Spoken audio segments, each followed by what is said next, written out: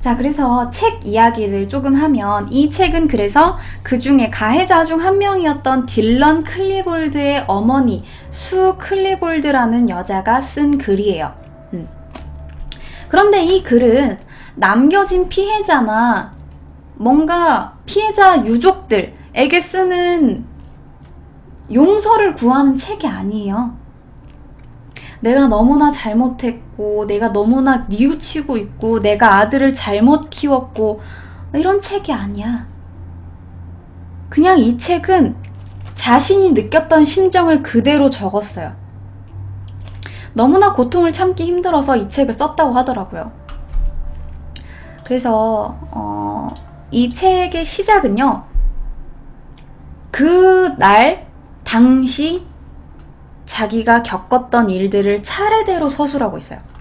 이 책의 가장 먼저 시작은, 물론 서론이 따로 있긴 하지만 이 책의 본문을 보면 그냥 1999년 4월 20일 12시경 남편에게 전화가 왔고 뭔가 큰일이 생겼다는 걸 난 느꼈다 라고만 적혀 있어요. 그러니까 이 부모는 그때까지도 뭔지 몰랐어. 무슨 일이 터졌는지 전혀 감도 안 왔어. 뭐 이게 무슨 일이지? 뭔가 일이 터진 건가? 큰일이 난 건가? 정도밖에 몰랐어요.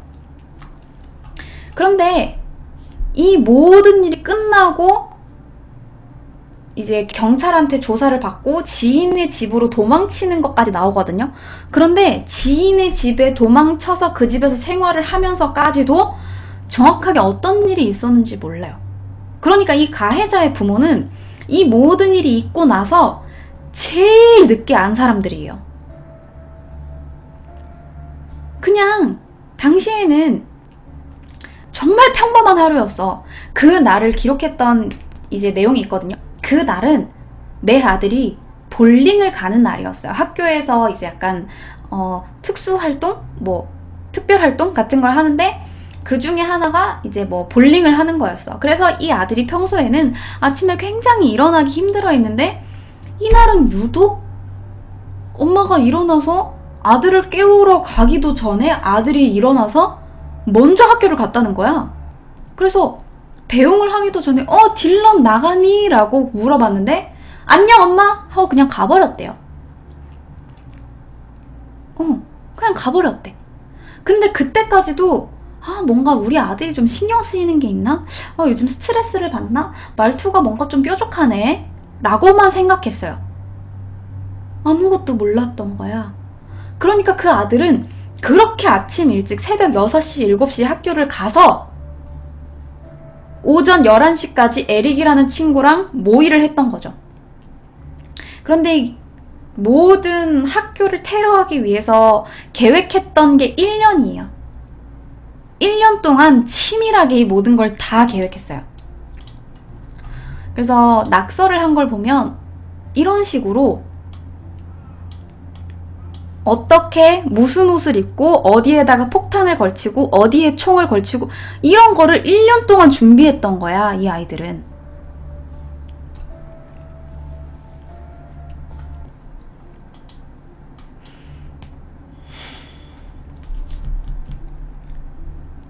그런데도 부모는 몰랐어. 1년 동안 이걸 준비했는데도 몰랐어. 이 일이 터지고도 제일 늦게 알았고 그 어느 누구도 설명해주지 않았어요. 무서워서 뉴스도 볼 수가 없었어. 그냥 막연하게 무언가가 불안했대요.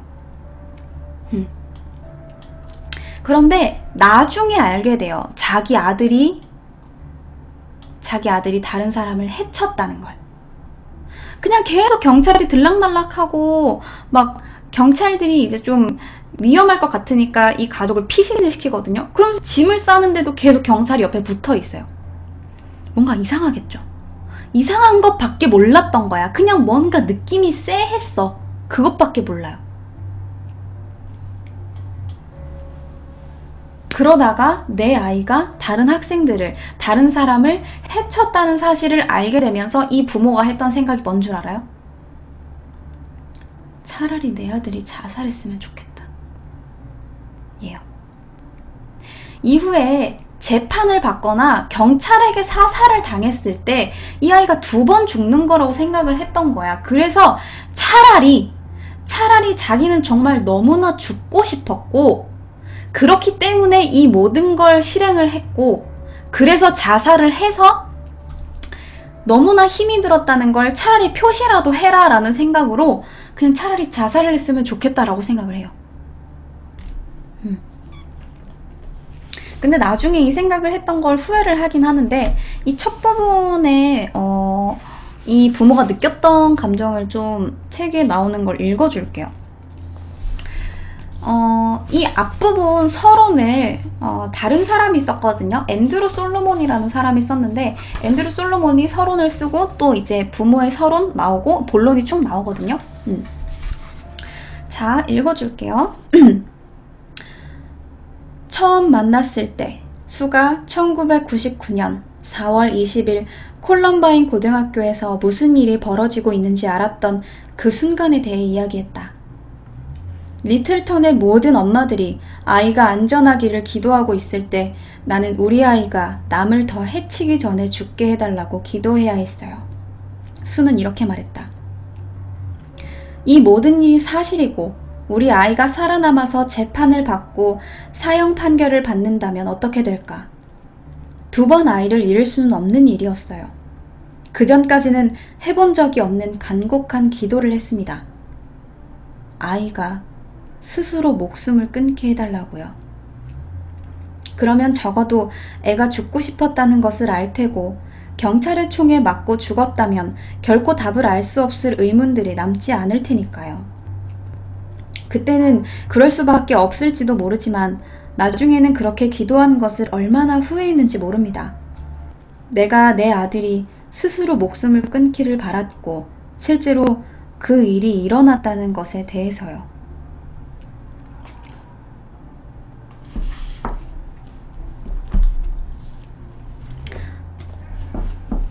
참담하겠죠. 너무.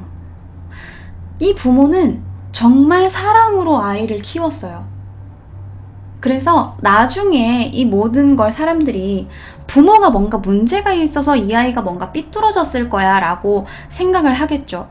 그래서 이제 자기가 아들을 키웠던 이 모든 과정이 나와 있는데, 이 부부는 총기를 정말 반대하는 사람들이었어. 정말 총기를 반대하는 사람들이었고, 아이를 정말 바르게만 키웠던 부모예요. 그러니까 아이를 학대한 적도 없고, 아이에게 뭔가 막 총에 대해서 가르친 적도 없고, 그냥 이 아이를 사랑으로만, 너무나 사랑으로만 키웠던 거예요. 그런데 나중에 이 아이가 차라리 자살하기를 바라요. 얼마나 부모 심정이 참담하겠어요. 그렇죠? 첫 단계에서는, 이 맨 처음에 첫 단계에서는 내 아들이 괜찮을까? 라는 걱정을 해요. 그러다가 아들이 자살했다는 걸 알고 내 아이는 왜 죽었을까? 라는 생각을 해. 아니, 야, 네 아들 때문에 사람이 죽었다니까? 피해자 생각은 안 해? 라고 생각할 수 있죠. 하지만 이 모든 자기 아들에 대한 걱정을 끝낸 후 의문을 가진 후에나 피해자 생각을 합니다. 그런데 그 전까지도 계속해서 이런 생각을 해요. 내 아이는 그럴 리가 없어. 내 아이는 총도 가지지 않았고, 총을 사달라고 했을 때도 나는 절대 총을 사주지 않는다고 했고, 네가 18살이 됐을 때 네 손으로 직접 총기를 구해라 라고까지 이야기를 했대요. 근데 이 아이는 당시 17살이었어요. 그래서 내 아이는 총도 없었고, 그 전에 에릭이라는 나쁜 아이를 만나서 약간 좀 보호 감호 정도를 받은 적이 있었거든요. 그래서 그 나쁜 아이를 만나서 내 아들이 정말 잘못된 선택을 했을 거야. 우리 아이는 그럴 리가 없어. 우리 아이는 정말 에릭이라는 아이 때문에 실수를 한 거야 라고 계속해서 생각을 해요. 그런데 나중에 경찰이 동영상을 보여줍니다. 그런데 그 동영상에 뭐가 있냐 하면 자기가 얼마나 참담했고 사람을 죽이고 싶은지가 써 있어요. 이 모든 범행을 계획했던 게 자기 아들인 걸 그제서야 깨달아요. 그냥 그전까지는 나쁜 친구를 잘못 만나서 휘둘린 거야 라고 생각을 했는데, 모든 정황상 내 아이는 정말로 철저하게 가해자가 맞아요. 그 모든 사실을 받아들이는데 4개월이 걸립니다. 4개월. 그리고 자기 아이가 가해자라는 것까지 인지를 하고 또 다시 내 아이를 사랑하는 과정이 또 나와요. 어쨌거나 저쨌거나 이 아이는 내 아이고 내가 정말로 사랑으로 키웠던 아이예요. 그래서 결국 나는 이 아이를 사랑할 수밖에 없어요. 라고 나와요.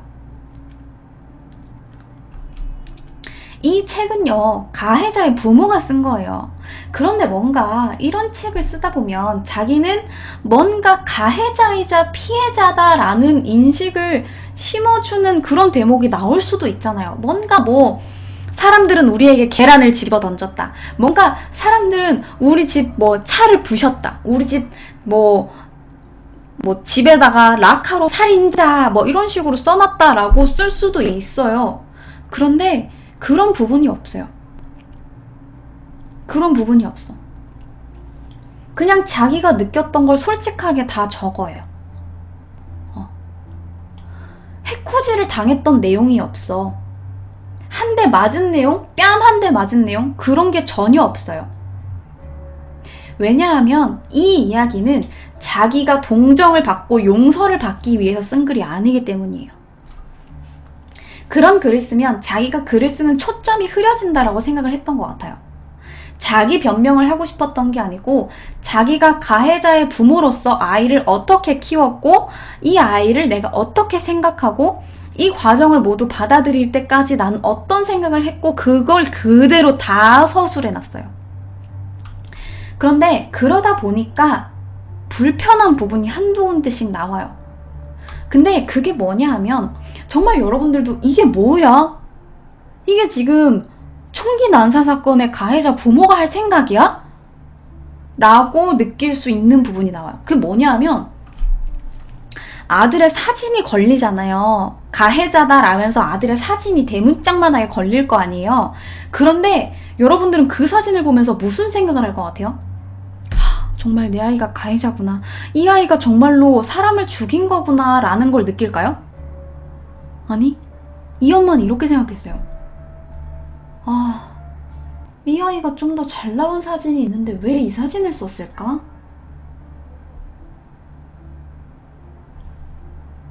미친 거 아니야?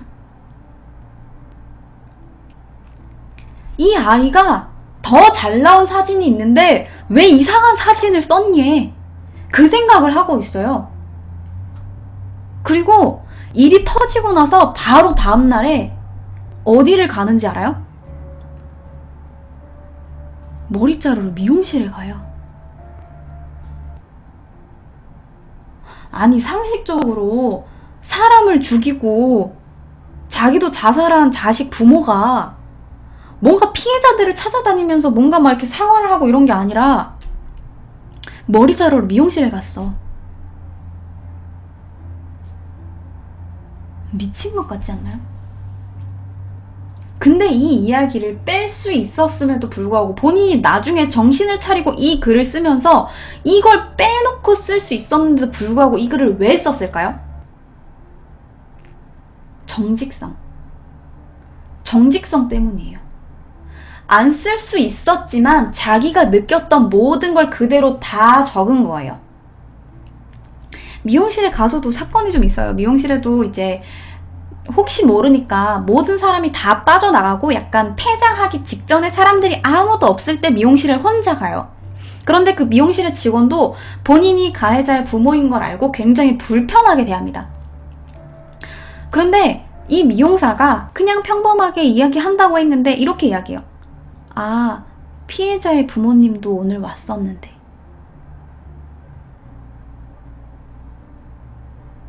그때 굉장히 많은 생각을 하겠죠. 피해자의 부모도 왔었구나. 그럼 이 자리에 앉았던 사람이 피해자의 부모일 수 있고 내가 두른 가운이 피해자의 부모가 둘렀던 걸 수도 있고 피해자의 부모는 무슨 심정으로 여기에 왔을까를 생각하게 되겠죠.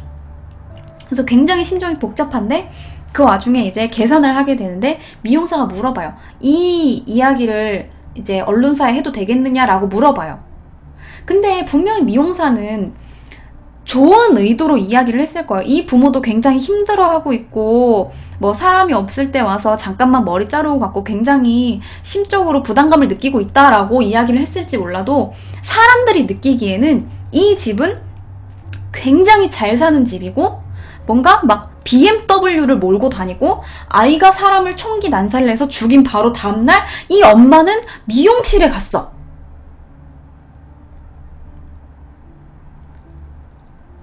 미용실에 갔어. 그러니까 사람들은 이 아줌마를 미친 아줌마로 본 거야.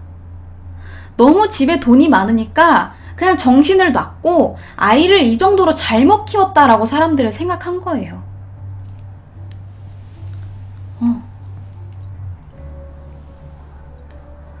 근데 본인의 생각으로는 이 머리를 잘랐던 건 아들의 장례식장에 가기 위해서였어.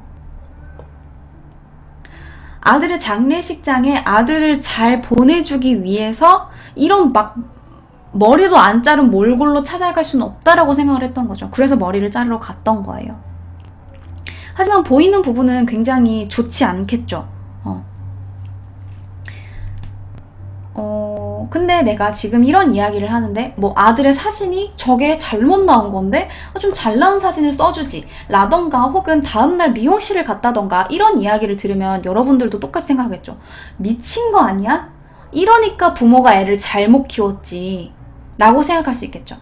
그런데 이건요, 실제로 인간의 뇌 구조는요 엄청난 일을 겪잖아요. 이런 엄청난 일을 겪으면 이걸 받아들이는데 지체 현상이 생겨요. 이걸 한꺼번에 내 아이가 가해자고 내 아이가 다른 사람들을 죽였고 총기 난사의 가해자고 내 아들이 자살을 했어 라는 걸 한꺼번에 받아들일 수가 없는 거예요. 너무 큰일이 일어나니까 이게 뭐지? 지금 무슨 일이 일어난 거지? 내 아이가 TV에 나왔는데 왜 나왔지? 내 아이가 뭔가를 잘못한 걸까? 내 아이가 왜 그랬지? 내 아이는 괜찮을까? 내 아이가 죽은 건가? 라는 생각을 하게 되는 거예요. 사고가 멈춰버린 순간인 거야. 그 사고가 멈춰버린 순간이 바로 내 아이가 뉴스에 나왔고 내 아이가 이상한 사진을 썼을 때 왜 저 사진을 썼지? 인 거예요. 다른 생각을 할 수가 없는 거야. 이 모든 상황을 받아들일 수가 없는 거예요. 지체 현상이 생긴 거야. 그 중에 하나가 바로 이 사진 사건이에요. 너무나 참담한 사건이고 피해자 가족들한테 너무 죄송하고 이런 사건을 생각할 수가 없어. 아주 조그마한 부분, 본인이 인지를 할 수 있는 아주 작은 사건부터 차근차근 내 아이가 사진이 나왔어. 저 사진 되게 잘못 나온 건데? 내 아이가 왜 TV에 나왔을까? 내 아이가 뭔가 잘못했나? 내 아이가 다른 사람을 다치게 했나? 내 아이가 가해자인가? 내 아이가 다른 사람을 잘못 만난 게 아닐까? 내 아이가 오해받은 게 아닐까? 내 아이가 죽은 걸까? 내 아이는 왜 그렇게 된 걸까? 라고 차근차근 받아들이는 거예요. 그래서 내 아이가 죽었다는 거, 내 아이가 가해자라는 걸 받아들이는데 4개월이 걸린 거야. 대충 여러분들도 이해가 가시겠죠?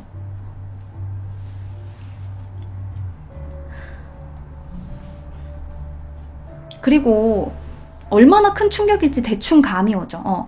그리고 부모가 이렇게 자기 아들이 나쁜 사람이고 1년이나 준비해서 이 모든 일을 저질렀고 정말 피해자 가족들에게 죄송하다라는 생각을 할 동안 유가족이 있고 이 일에 피해자가 있을 거 아니에요. 총을 맞았던 학생도 있을 거고 총을 맞아서 죽은 아이의 부모도 있을 거고 다친 학생의 부모도 있겠죠. 그런데 이 일을 받아들이는 피해자 측의 행동은 크게 두 가지로 나뉘어요. 용서하거나 비난하는 거예요. 그걸 인지한 후에 사과하러 다녔나요? 지금도 그렇지만 계속해서 이런 일을 위해서 사회활동을 하고 다녀요. 이걸 굉장히 많이 공부를 하기도 했고. 그래서 한쪽에서는 이렇게 이야기해요. 당신들은 정말 아이를 잘 키웠고 당신들은 정말 이 일을 몰랐던 거고 이건 그냥 정말 참사인 거고 당신들의 잘못이 아니에요 라고 용서를 해주는 사람이 있어요. 편지로. 정말 대단하죠. 근데 정말 대단한 사람들이에요. 그 정도로 용서를 할 수 있다는 거는. 용서는 해야지라고 이야기할 수가 없는 거예요. 용서는 기본 옵션이 아니에요. 이걸 비난해서 자기 마음이 풀리면 비난할 수도 있는 거예요. 자기 아이가 너무 멀쩡하게 학교 다니다 죽었으니까. 그리고 이렇게 용서하는 사람이 있는가 반면에 욕하는 사람도 있겠죠. 비난하는 사람들이 있어요. 그리고 편지를 보내요. 어떻게 부모가 모를 수가 있어요? 아, 그건 그래. 어떻게 부모가 모를 수가 있지? 후자인 사람들은 아이들이 미성년자였고 미성년자인 아이들을 잘못 가르친 부모에게 문제가 있을 거라고 생각을 해요. 우리도 그렇죠. 이 부모가 뭔가 이혼 직전이라거나 아이들에게 상습적으로 욕을 했다거나 아이들을 뭐 가정학대를 했다거나 막 이런 거 있잖아. 그런 문제가 있으니까 이 아이가 우울증이 생겼고 그런 것 때문에 총기 난사 사건의 가해자가 된 거다라고 생각을 하죠. 그렇죠. 그래서 이 아이가 삐뚤게 나갔다라고 생각을 하게 되겠죠. 뭔가 안 좋은 환경에 노출돼서 이 아이도 가해자이자 피해자일 거라고 다른 사람들은 다 생각을 하는 거예요. 그런데 이 부모는 아이를 정말 정상적으로 키웠어요. 그런데 여기서 제일 소름 끼치는 건 그 부분이에요. 이 사람들은 이렇게 부모가 어떻게 모를 수 있어요? 부모는 당연히 잘 알아야죠. 부모가 뭔가 이혼 직전이라거나 뭔가 문제가 있네, 이 엄마가 문제가 있네라고 하는 사람들은 두려운 거야. 뭐가 두렵냐면 자기들 역시 아이를 정상적으로 잘 키웠고 내 아이는 그러지 않을 거다라는 생각을 하고 싶은 거야. 그런데 내 아이가 이러지 않기 위해서는 이 부모가 뭔가 잘못한 행동이 있고 그 행동을 피한다면 내 아이는 이 일을 벗어날 수 있다라고 생각하는 거예요. 그러니까 예를 들어서 이 부모가 아이들에게 가정학대를 했어. 가정학대를 해서 이 아이가 잘못 어긋난 거야 라는 결론이 도출되면 내 아이는 가정학대를 당하지 않았으니까 내 아이는 저렇게 되지 않을 거야 라고 위안을 얻는 거예요. 그런데 이 부모는 계속해서 나오지만 이 아이를 정말 사랑으로 키웠어요. 이 아이가 태어났을 때의 모든 장면을 다 기억하고 있어. 그 정도로 이 아이를 사랑했고 정말 정상적으로 키웠어요. 그런데 이 모든 걸 사람들은 끼워 맞추기 시작합니다. 아, 집에 돈이 많으니까. 아, 미용실에 갔네. 아무 개념이 없네. 그렇기 때문에 이 아이가 잘못된 거야. 인과관계를 찾아서 이 일만 피하면 우리 집은 이런 참사를 피할 수 있다고 생각하는 거야. 근데 이런 일이 우리 근처에도 있어요. 그게 뭐냐면 술 취한 여자가 혹은 치마를 짧게 입고 있던 여자가 성폭행을 당했어. 그럼 사람들은 뭐라 그래요? 아이고, 여자가 술 마시고 밤에 돌아다니니까 저러지. 아이고, 여자가 짧은 치마 입고 저렇게 남자 많은데 돌아다니니까 저러지. 그럴만 하니까 네가 당한 거야 라는 건 나는 안 그러니까 이 일은 나한테 벌어지지 않을 거야 라고 내가 위안하는 거예요. 욕하는 사람 중엔 여자도 굉장히 많아요. 그런데 욕하는 사람들은 정말 그 여자를 잘못됐다라고 생각하기보다는 이 일을 피함으로써 나도 그 일을 피하고 싶은 거야. 그런 심리예요. 피해자를 더 욕하는 거야. 아니 뭐 막말로 짧은 치마를 입었다고 해서 성폭행을 당할 이유는 없잖아. 술 먹고 밤늦게 돌아다니는데 우리나라는 총기 허가가 되는 나라도 아니고. 야, 지갑이 보이는데 다른 사람 지갑을 훔치는 건 나쁜 일인 거잖아. 경찰서 가는 일인 거잖아. 근데 가방을 메고 지갑을 보이게 돌아다니는 사람이 잘못한 거예요? 아니면 지갑을 보고 그걸 훔친 사람이 잘못한 거예요? 훔친 사람이 잘못한 거예요. 그런데 우리는 그렇게 생각하죠. 아, 감히 지갑을 보이다니. 훔칠만 하네. 라고 생각하는 거예요. 내가 만약에 지갑을 꽁꽁꽁 숨기면 난 아무도 지갑을 훔쳐가지 않을 거야 라고 생각을 하는 거예요. 그게 우리들입니다. 불안을 피하고 싶은 거야. 우리는 무의식 중에 불안을 피하고 싶어서 계속해서 피해자들을 압박하고 말을 맞춰요. 이렇기 때문에 이런 거야. 나는 이 일을 피하면 이런 일은 나한테 벌어지지 않아. 라고.